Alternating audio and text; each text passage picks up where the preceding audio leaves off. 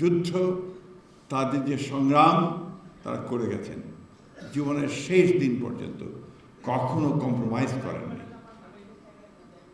বদরুদ্দীন ওমর সাহেব আমাদের আজকের রাজনীতি যারা করছি আমরা অত্যন্ত ছোট বোধ করি তার কাছে, কারণ তিনি কখনো কম্প্রোমাইজ করেননি।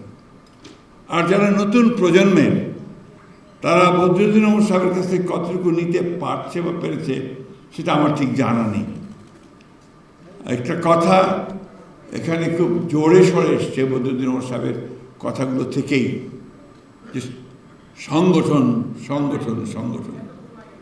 আমার মনে হয় ব্যক্তিগত ধারণা থেকে বিপ্লব তখনই সফল হয় যখন সংগঠন থাকে। আজকে এই যে একটা হতাশা এসছে, এই হতাশার মূল কারণটা হচ্ছে যে সংগঠনের অভাব।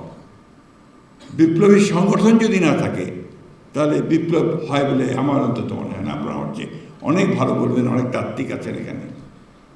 এটা হচ্ছে মূল কথাটা। তো সেই সংগঠনকে গড়ে তুলতে হলে আমার মনে হয় যে আজকের যারা বিপ্লব করতে চান, সমাজ বদলাতে চান, যারা সাধারণ মানুষের অবস্থার পরিবর্তন করতে চান, তাদেরকে অবশ্যই সেই সংগঠনকে শক্তিশালী করতে হবে, আরও মজবুত করতে হবে এবং একেবারেই বদরুদ্দীন ওমর সাহেবের ভাষায় মানুষের কাছে চলে যেতে হবে। তাহলেই সেটা সম্ভব হবে।